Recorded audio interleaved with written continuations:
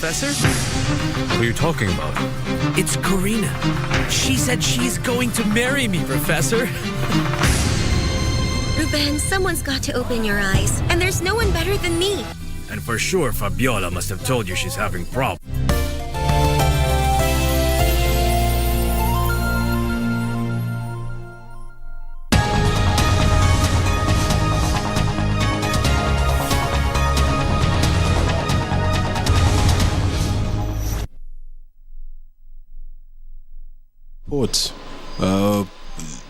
Four papers, the report of the Auditor General on the County Revenue Fund for the County Government of Muranga for the year ended 30th June 2022, and other reports of the Auditor General for the Kirinyaga County Assembly and the Nyeri County Enterprise Development Fund, as well as the Nyandarua County Assembly members' car loan and mortgage scheme fund for the year ended 30th June 2022. A number of statements will be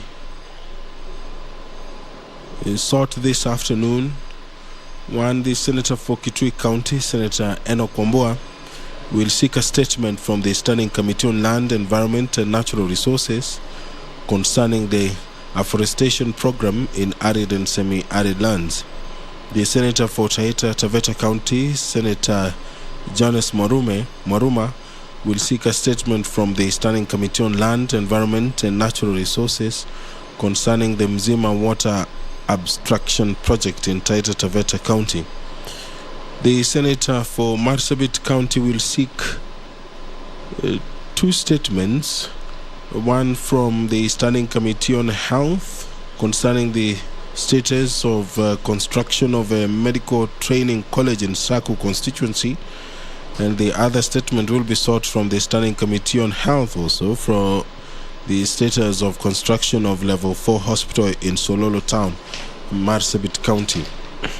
The Senator for Kisumu County, Senator Professor Tom Ojenda, will seek a statement from the Standing Committee on National Security, Defense and Foreign Relations regarding misuse of firearms by officers of the Kenya Wildlife Service in Kisumu County. The Senator for Kisumu will also seek statements from the Standing Committee on Land, Environment and Natural Resources. The first statement concerns the status of construction of Korusoin Dam, and the other statement that he will seek from the Standing Committee on Land concerns the threat to human life and the destruction of farm crops by hippopotamus in the paddy fields of West Kano Irrigation Scheme in Kisumu County. The Senator for Kirinyaga County will seek two statements. If you're just joining us, the business of the Senate is about to begin. There is some activity at the door, and I will now hand you over for this live proceedings, which have been made available by the Parliamentary Broadcasting Unit in conjunction with the Kenya Broadcasting Corporation.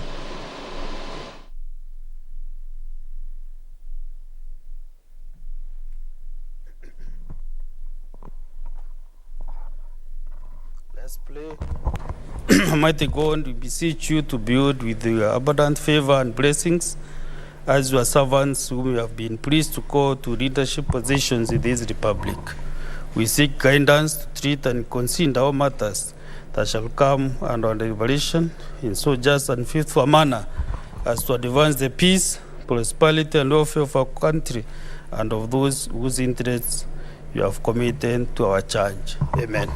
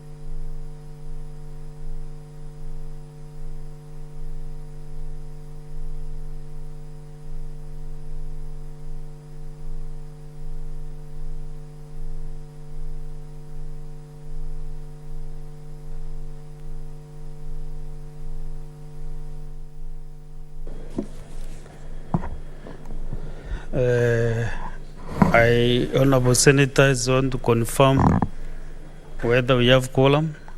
Clerk, kindly advise.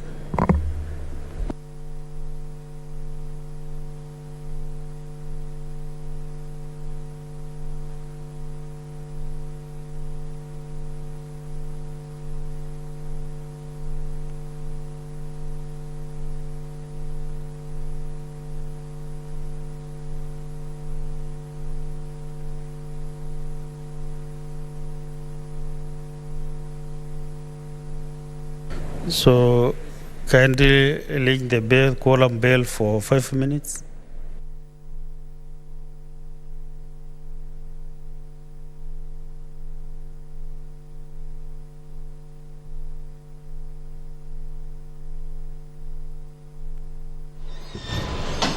Good afternoon. If you're just joining us, there is lack of quorum at the moment, so the Senate business cannot begin.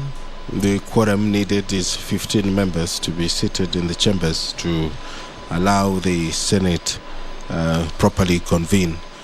But as we wait for quorum to be achieved, we'll take a look at the order of business this afternoon, where the debate on the adoption of the report of the Standing Committee on Finance and Budget on the county government's additional allocations cash disbursement schedule for financial year 2022-2023 will resume. The debate was interrupted on Tuesday, 21st February 2023.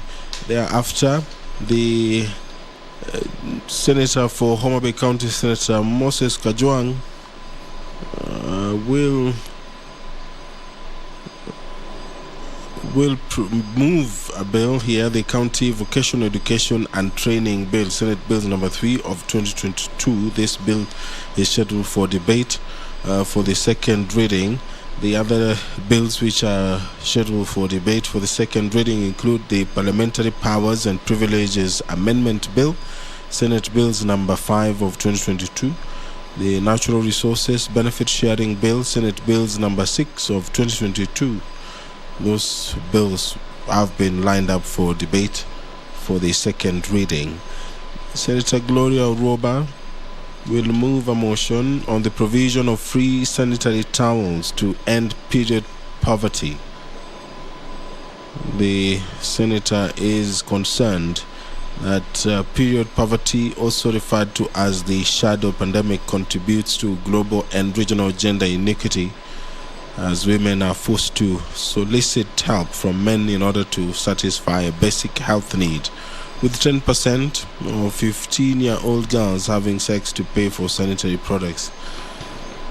Now, therefore, the Senate resolves that the Ministry of Public Service, Gender and Affirmative Action, in partnership with the Ministry of Education and the Council of Governors, to 1. Facilitate the provision of feminine hygiene products in all public schools.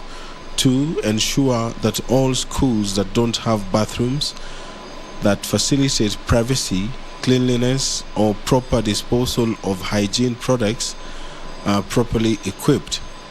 And 3. Create awareness and take advocacy measures on reproductive health issues related to period poverty. 4. Include in the curriculum a dedicated lesson per week to teach girls on menstrual hygiene. And 5. Ensure that sanitary products will be obtainable timely, consistently, and in a way that respects the dignity of concerned persons. That motion will be moved by the Honorable Senator Gloria Oroba. Senator Mohammed Chute will move a motion in the Senate on the institution of measures to curb incessant high electricity costs in Kenya. The senator is concerned that private power generating companies, popularly referred to as independent power producers, only supply 28% of power to KPLC, but account for 47% of power purchases costs, calling for the need to enhance energy management in Kenya. Now, therefore, the Senate resolves that the Standing Committee on Energy to undertake an inquiry into 1. Contract signed by the IPPS, that is the Independent Power Producers, detailing the cost, capacity, and duration of the contractual agreements and the implications on affordability of electricity in the country. 2,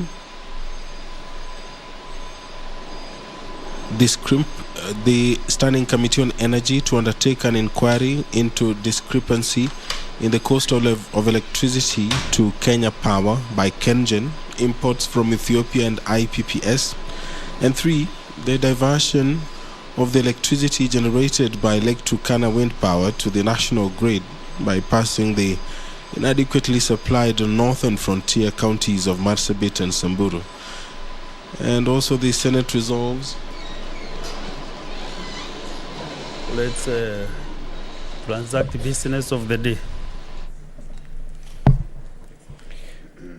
Order number 1, administration of oath. Next order. Order number 2, communication from the chair.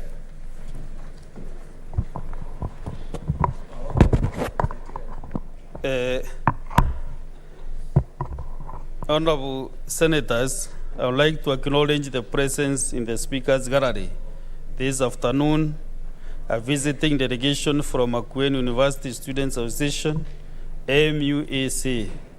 The delegation comprises students who are in the Senate for a one-day visit.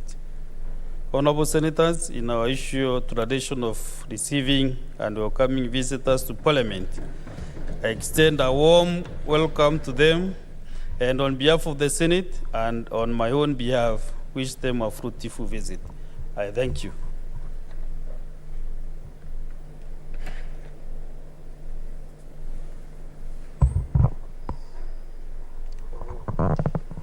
Yes, there are a few comments that I want to welcome our visitors. I start with the Makueni Senator, Senator Manzo. Thank you, Mr. Speaker, for giving me an opportunity to welcome the student leaders, who, Mr. Speaker, lead close to 2,000 students in different universities in the Republic of Kenya.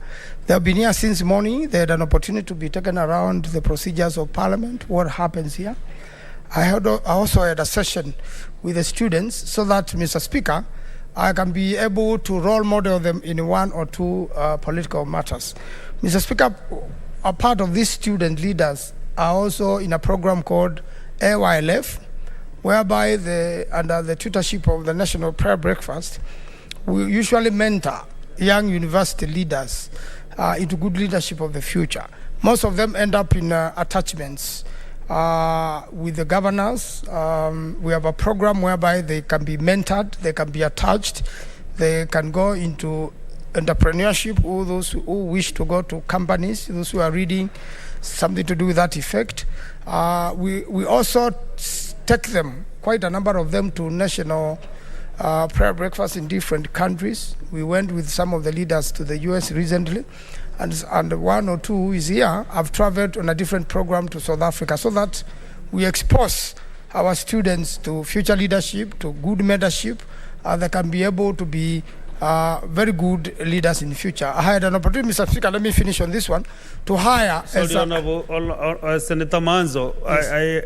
I'm not happy with the sound. Maybe the technical team can improve on the sound, kindly. Yes, sir. So I had an opportunity to mentor quite a few. One of university leaders became my personal assistant, and later on was elected as a member of the County Assembly of Makueni. We have the Honorable Kagusha of Nyeri, who was the speaker for Nyeri under this program, and now is a member of Parliament for Mukuruini, and is part of our team, which is mentoring other young leaders. We have quite a number of them who have become leaders of majorities in different county assemblies, and we therefore encourage other counties and other student leaders from different parts of the country to visit Parliament and be mentored by their leaders, and also be of good support to their leaders during the campaigns. I thank you, Mr. Speaker. I welcome them to follow the proceedings so that they can know what happens in this House. I thank you. Okay, Senator William Cheptumo, Kolil. Thank you, Mr. Speaker. I wish to also join my colleague to welcome the student leaders in this House. Mr. Speaker, several years ago, some of the members of this House were in the position the current leaders of students were actually in the universities. And Mr. Speaker, the fact that they are now leaders in the universities is already an indication that this will be our future senators, our future members of parliament, our future ministers. And I really want to encourage them to be very vigilant, work hard in their studies, be responsible, so that, Mr. Speaker, as this leadership now, our age as we retire in some years to come, we will have leaders who are going to lead our country.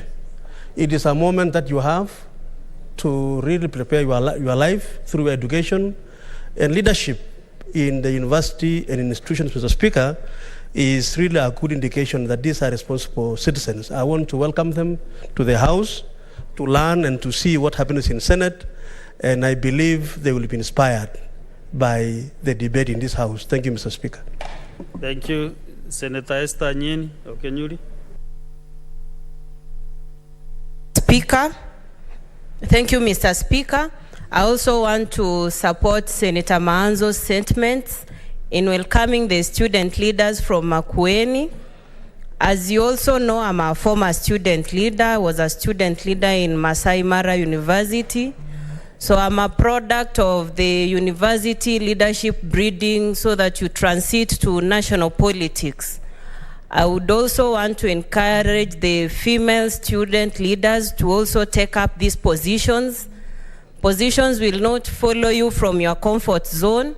You have to come out, display what you are able to offer to this country, and surely people who subscribe to such kind of thinking will bring you to this space where we are in. I also welcome you to the Kenya Young Parliamentarians Association for more partnerships so that you acquaint yourselves with what young legislators are doing in both houses of the Senate and the National Assembly. Thank you very much, Mr. Speaker. Okay, the majority leader, Senator Cherio Talon. Mr. Speaker, thank you for giving me this chance. I want to join the rest of my colleagues in welcoming the students who are here today.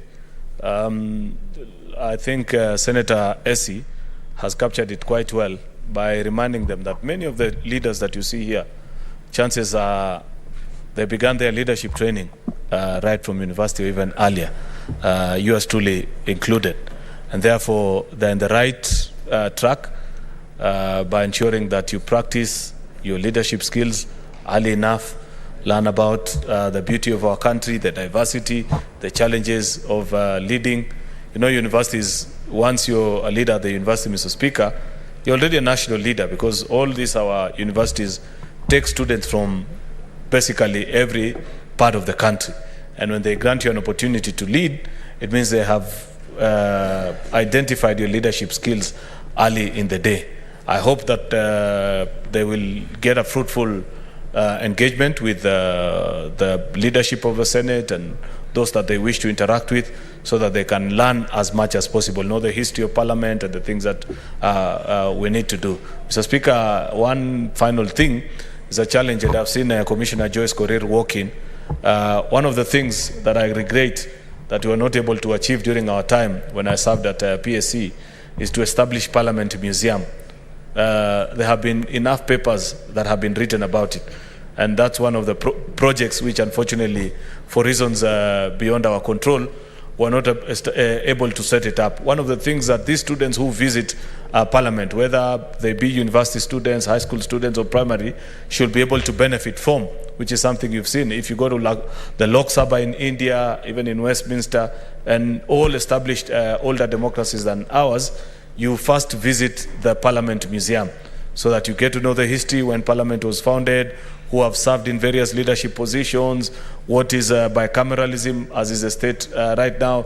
You have a 10, 15, 20 minutes tour before coming to the chamber to watch this thing happen live. So I want to challenge our colleagues who serve in PSC during this current session of theirs, to ensure that that dream we had, and many others before us have had, of establishing Parliament Museum is set out so that students can learn more other than just visiting us in the house. So welcome to the students. I wish you a fruitful engagement during your visit here to Parliament. Thank you, Mr. Speaker.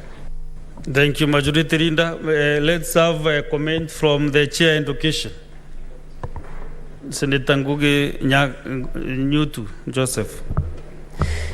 Asante Bwana Spika, wacha na mimi nichukue fursa hii ili niwakaribishe viongozi wa chama cha wanafunzi katika chuo cha Makueni, na kama walivyotangulia kusema wenzangu, niseme kwamba hii ni nyumba ambamo watajifunza mengi, na ni nyumba ambayo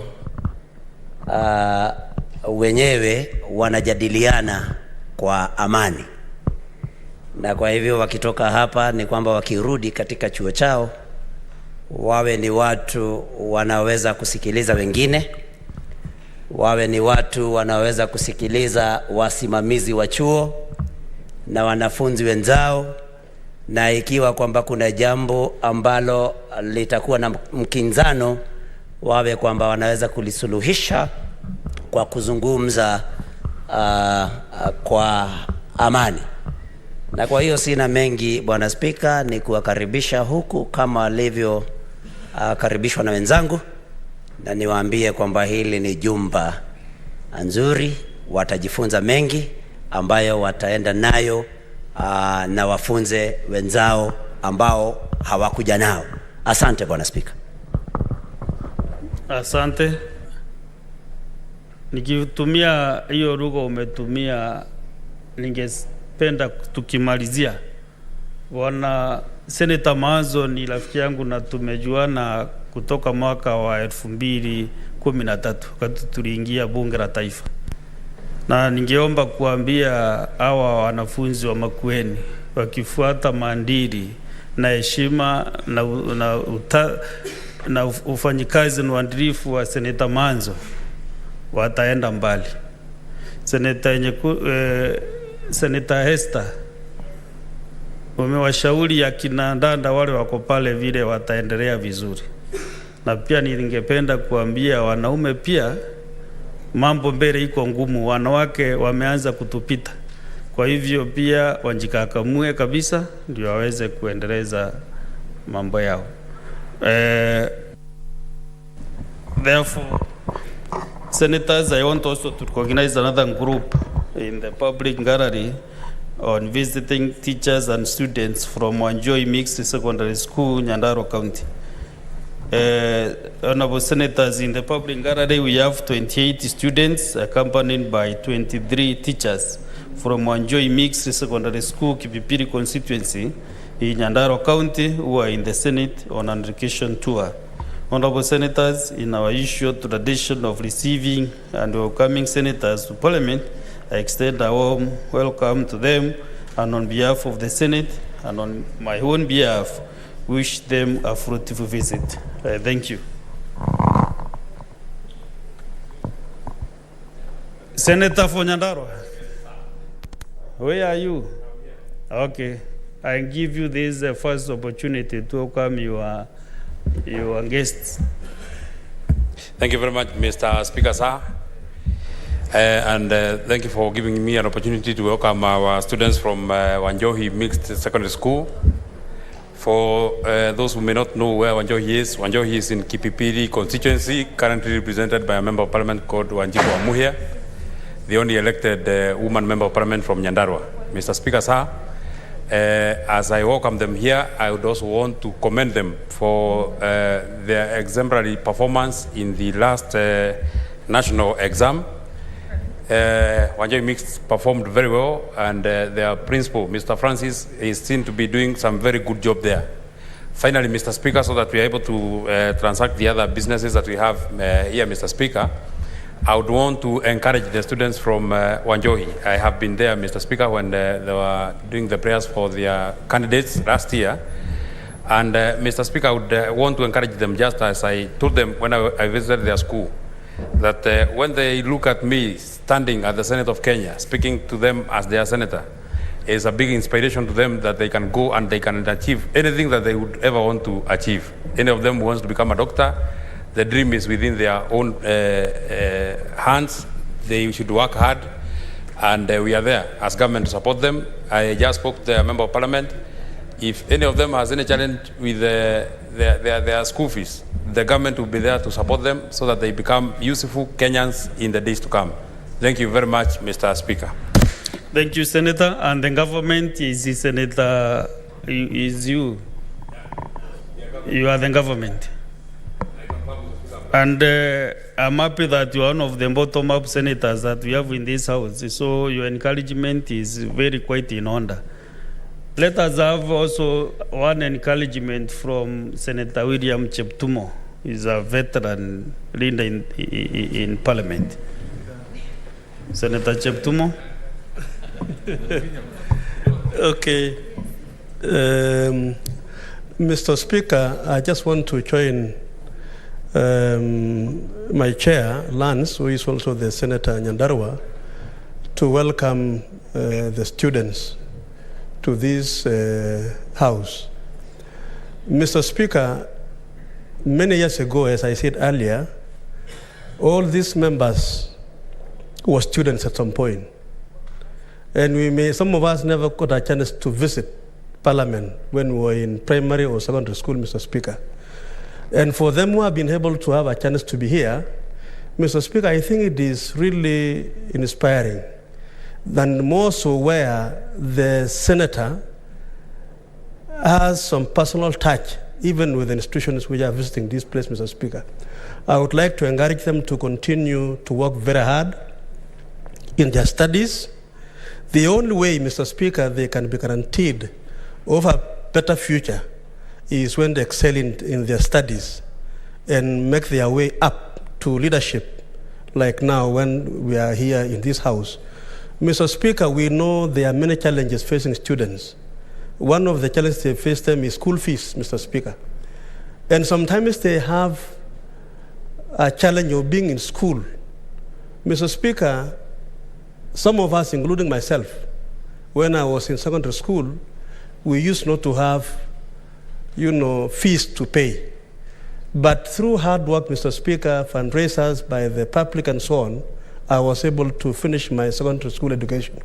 I want to encourage those who are from humble backgrounds that they should work hard even more so that in future they are able to excel, get a job, employ others, and be able to be useful in our society.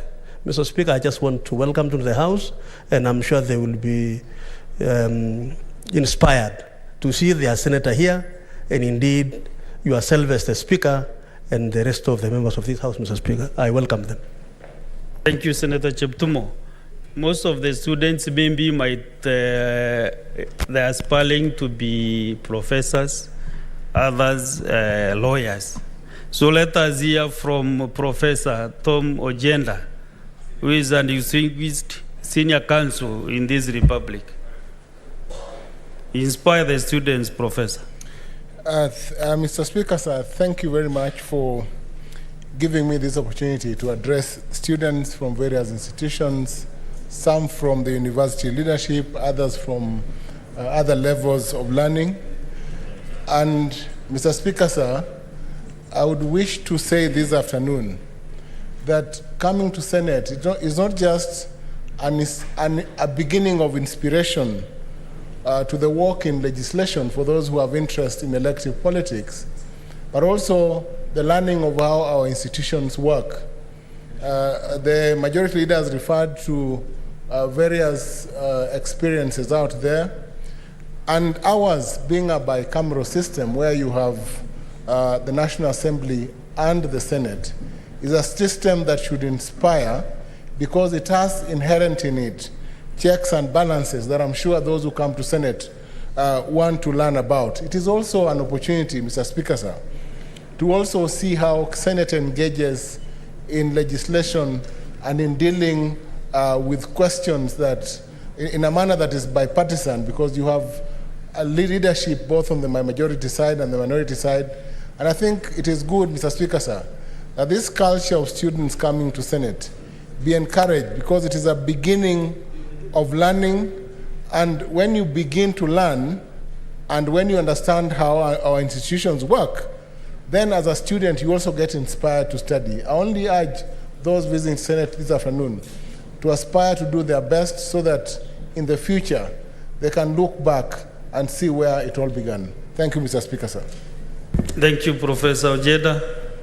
You know, this house has two professors, and I'll be very unfair if I also don't recognize Professor Margaret Kamar, Deputy Speaker Emeritus, also to give a word of counsel to our students. Professor Margaret Kamar. Thank you, Mr. Speaker, for giving me the opportunity to join my colleagues in welcoming the students and the student leaders. First, I want to tell the students, as we welcome them, that the future is very bright in this country. But it is bright for those who work hard. It is bright for those who concentrate and do what must be done when you are a student. The time of being a student is so limited. Basic education in Kenya is recognized from PP1 to Form 4. And the period is so limited that if you waste it, you lose it. I want to wish you well and to tell you that you are very fortunate to have come to a Senate. Some of us, when we were students, there was nothing to inspire us because coming to Parliament was a no-go zone. But now you can come and see your leaders, you can come and see your members of Parliament, you can see where people came from. So, and all these members in this house were actually students like yourselves. So I want to encourage the students that as you go, work hard, stay focused, and the sky is the limit.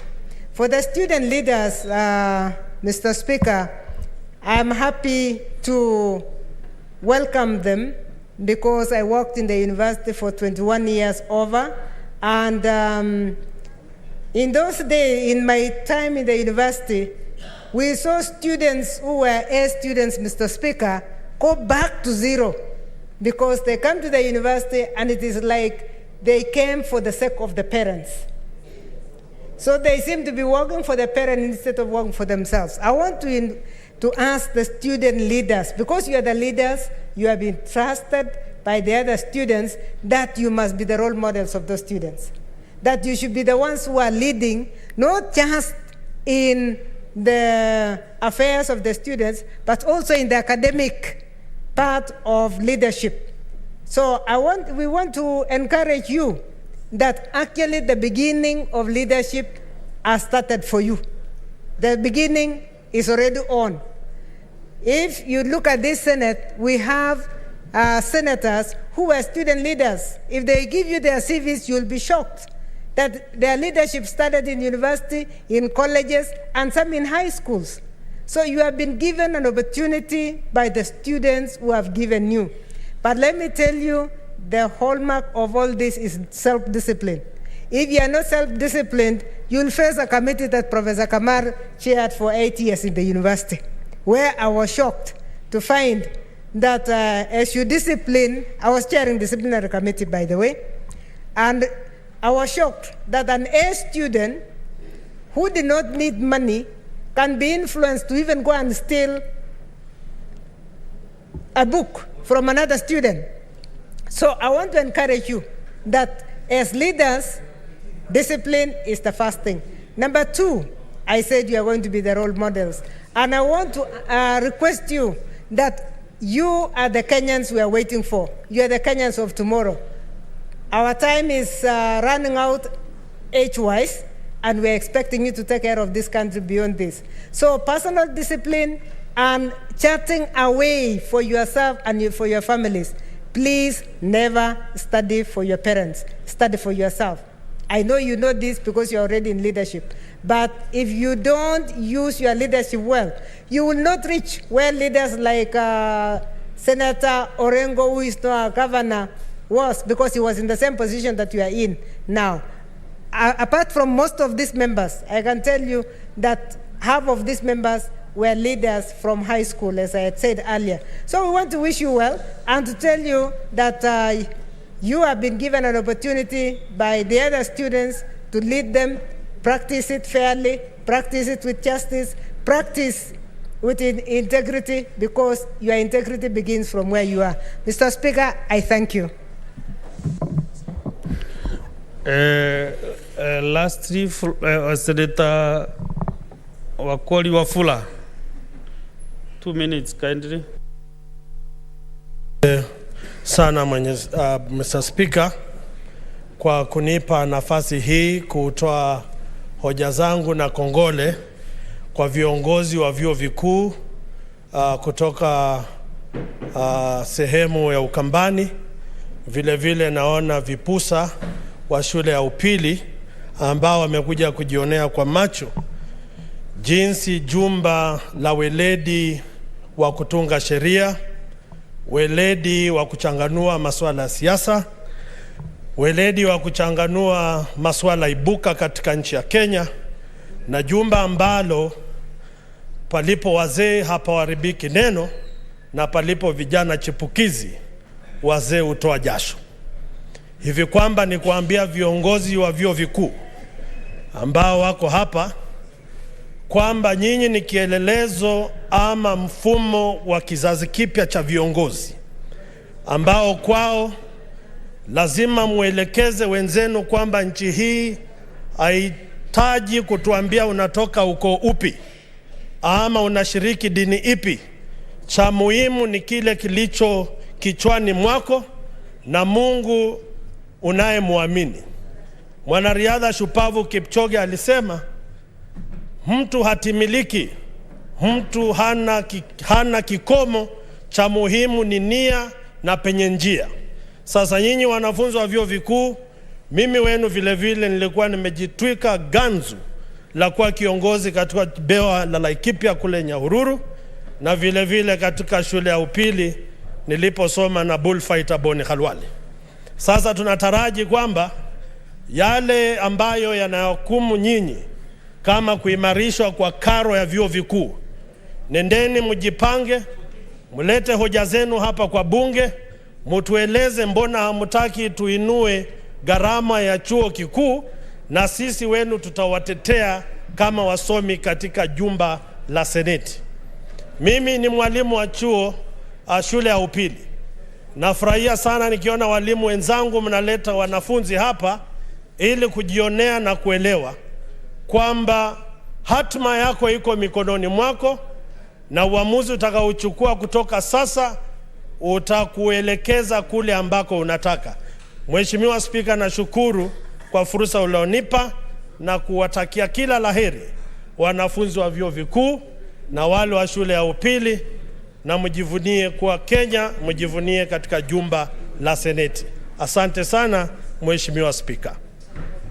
Asante sana Seneta wa Bungoma, lakini kuna medali moja umebuni leo sijasikia tena, panapo vijana chipukizi wazee utoa njasho. Mpaka nimeona Seneta wa Kakamega ameanza kutoa njasho kabla hata vijana waanze kuchangamka. Honorable Senators, I have another communication on the visiting. I can see, Honorable Senators, you are almost forgetting the rules of the House. Communication on visiting teachers and students from St. Anne Gitubangao Secondary School, Kirinyaga County. In the public gallery, we have 49 students accompanied by 3 teachers from St. Anne Gitubangao Secondary School in Kirinyaga County who are in the Senate on an occasion tour.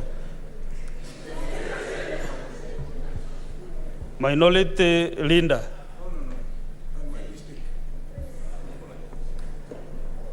In our usual tradition of receiving and welcoming visitors to Parliament, I extend a warm welcome to them and on behalf of the Senate and on my own behalf, wish them a fruitful visit. I thank you.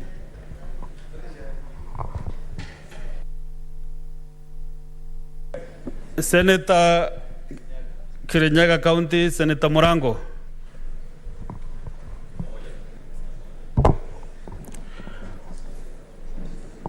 Asante sana mstahiki Spika, na kama mwenyekiti wa Kiswahili kitukuzwe katika Afrika Mashariki na jangwa la Sahara, ni vizuri nifanyie Kiswahili haki kwa kukaribisha wanafunzi wa kutoka shule ya Sentani Getumba, na ningetaka kusema kwamba Sentani shule moja maana sana kutoka Kirinyaga, na ningetaka kuambia kwamba wanafunzi kama mimi niko hapa pia wao wanaweza fika hapa. Nimesikia pia kwa hapa kuna wanafunzi viongozi wanafunzi kutoka chuo kikuu Makueni. Mimi sikufanikiwa kuwa kiongozi katika chuo kikuu, lakini mimi nilikuwa kiranja katika darasa la samba, na kwa hivyo nadhani hata ni uongozi. Na nataka kusema kwamba pia nafasi ambayo wanafunzi wako nayo saa hii ni muhimu sana, kwa sababu pia kuwa na nafasi ya kuja katika seneti kuonjionea venye mambo inafanyika ni jambo zuri sana katika venye watajipanga kwa maisha yajayo. Na niseme ya kwamba saa hii hatusemi viongozi ni wa kesho, saa hii tunasema viongozi ni wa sasa hivi. Na hiyo inadhihirika wazi ukiangalia viongozi ambao wako hapa katika seneti. Kwa hivyo mstahiki Spika, ningetaka niwakaribishe wanafunzi wa Sentan na niwaambie kwamba kila kitu inaweza fanyika. Asante sana mstahiki Spika. Asante sana. We also have visiting teachers and students from Pioneer Girls Secondary School from Murang'a County. In the public gallery, we have 61 students accompanied by 5 teachers from Pioneer Girls Secondary School in Murang'a County who are in the Senate on an occasion tour. Honorable Senators, in our issue tradition of receiving and welcoming visitors to Parliament, I extend a warm welcome to them, and on behalf of the Senate and on my own behalf, wish them a fruitful visit. Senator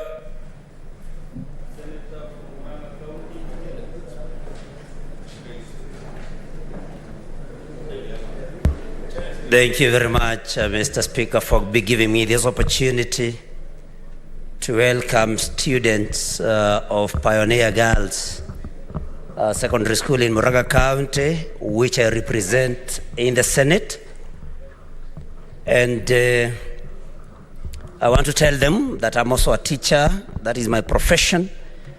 And when I talk to students, Mr. Speaker, that is a fish in water, because that is what I've done all my days before I came here. I want to tell them that the choice that they made to come to the Senate today, I think I want to congratulate their teachers who have accompanied them here, and thank you for making that choice.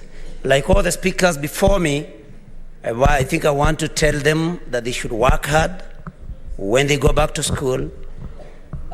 They should respect their teachers and parents when they go home, but most importantly, that they should watch how we conduct our business here, Mr. Speaker, so that, because like they have been told, when they become leaders tomorrow, and my friend from Kirinyaga, Senator Morango, has said that we don't have leaders for tomorrow, we have leaders for today, that they should lead by example like we are doing here, that they should be very sober, as they are going to see us doing here, and that, Mr. Speaker, the future is very bright, but like Professor Kamar said, only for those that will work hard and work smart. So, Mr. Speaker, I think I want to stop there and wish our girls from Pioneer Secondary School in Murang'a all the best in their future endeavors. Thank you, Mr. Speaker. Thank you. Honorable Senators, I have another communication to make this afternoon regarding changes in the leadership of the Senate Minority Coalition. Honorable Senators, as we may recall at the sitting of the Senate held yesterday, Tuesday, 21st February 2023, and delivered a communication on the matter of the proposed changes in the leadership of the minority party. As you further recall, I informed the House that the Honorable Speaker of the Senate and being served with interim orders of injunction, I must make the communication, then I will give you time to respond to the communication. There is no point of order. I'm making my communication as the Speaker. You mean I'm out of order when I'm making my communication? Minority leader. We cannot run the business of this House the way you want us to do. Yes, I'm making my communication. I'll give you time to speak to it. I can give you even 3 hours. But I must make my communication to the Speaker of this House. I cannot respect the chair, Honorable Minority Leader, with due respect.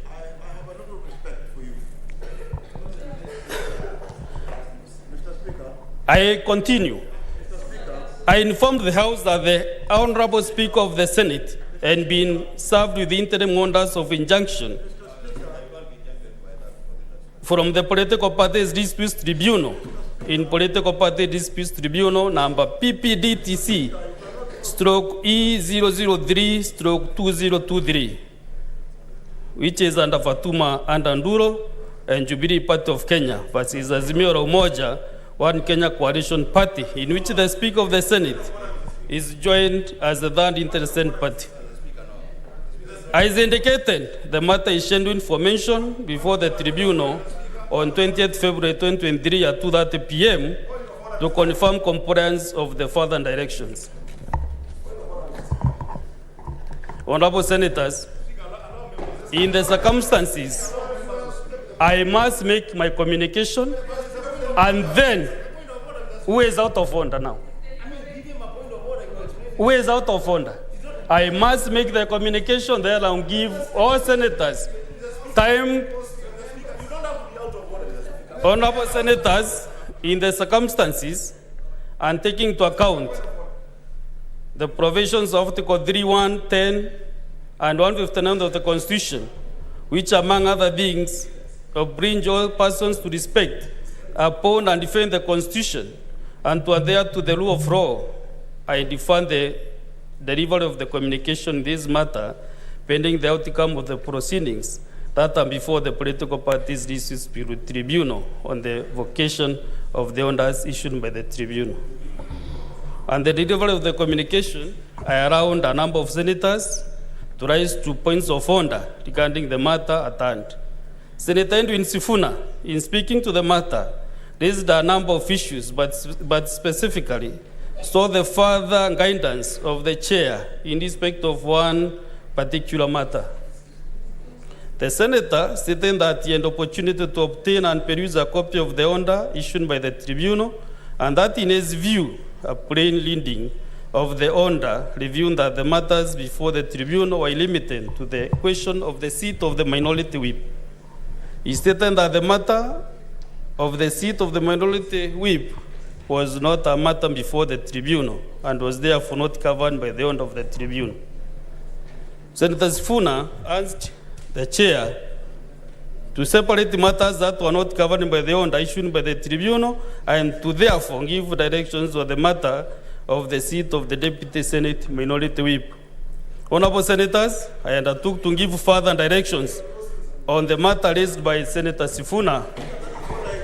As I stated in the communication that I delivered yesterday, the Political Parties Disputes Tribunal issued, among others, the following order: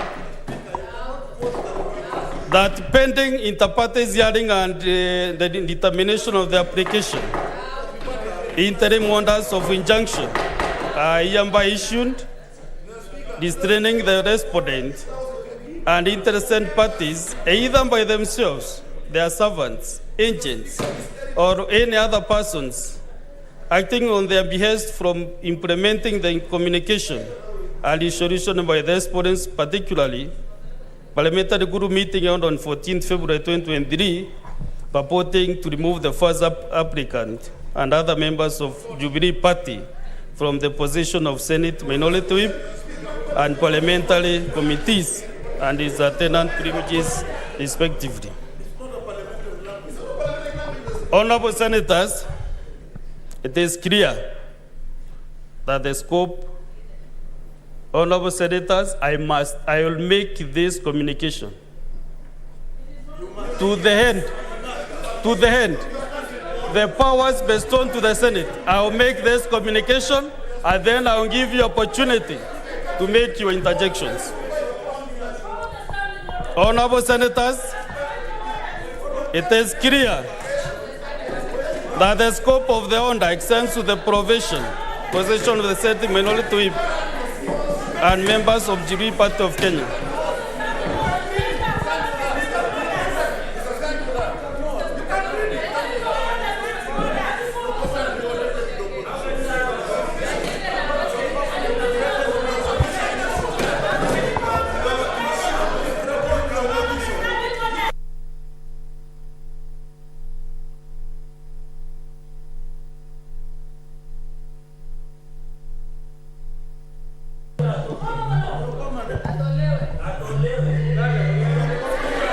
I will continue. Honorable Senators, Honorable Senators, Honorable Senators,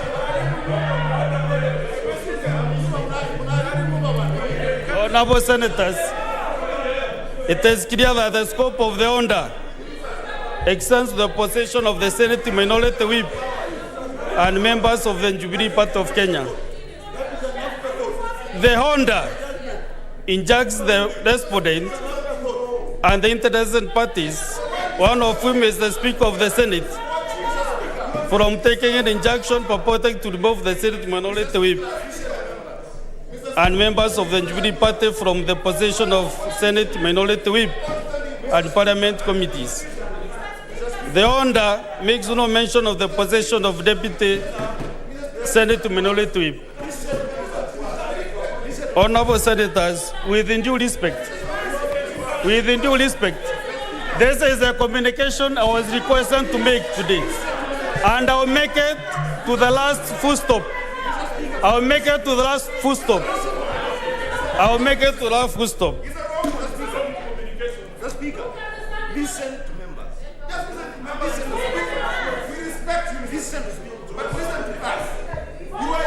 I'm making a communication. I make the communication, then I'll give you that opportunity. What is the communication?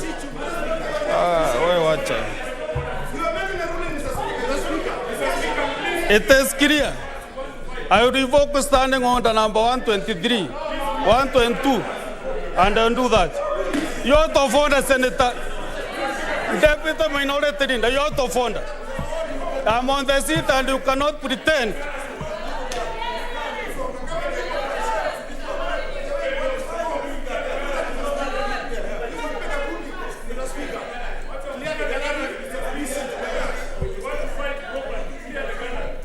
Honorable Senators,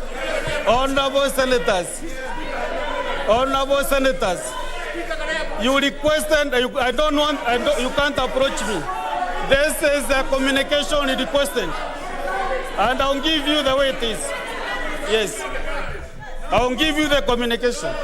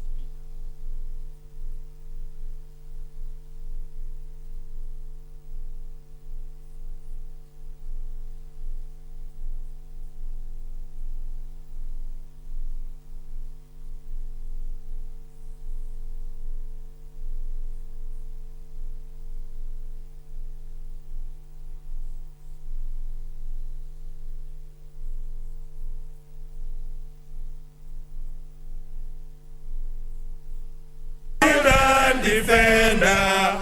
May we dwell.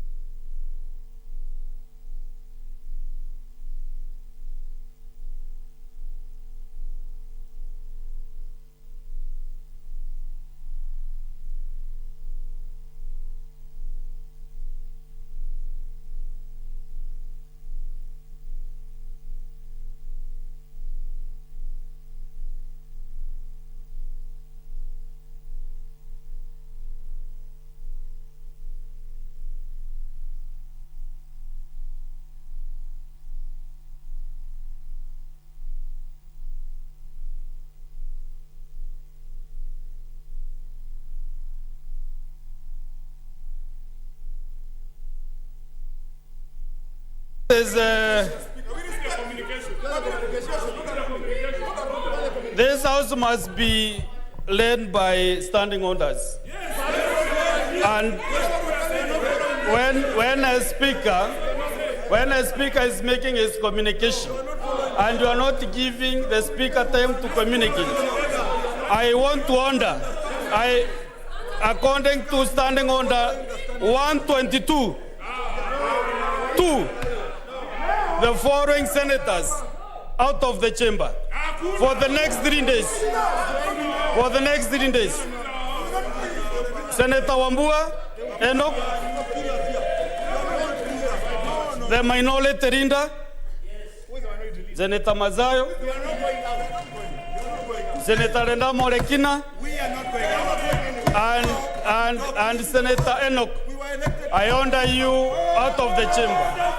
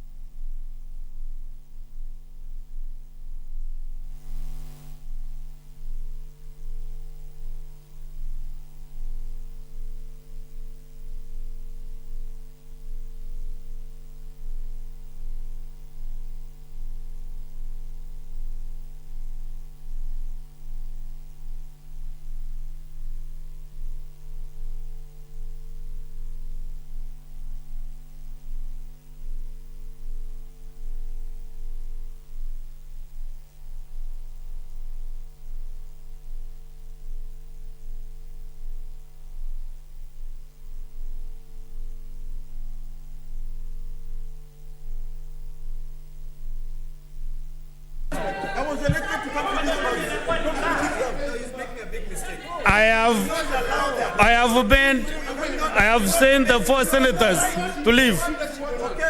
And as they leave, I suspend their sitting for 15 minutes.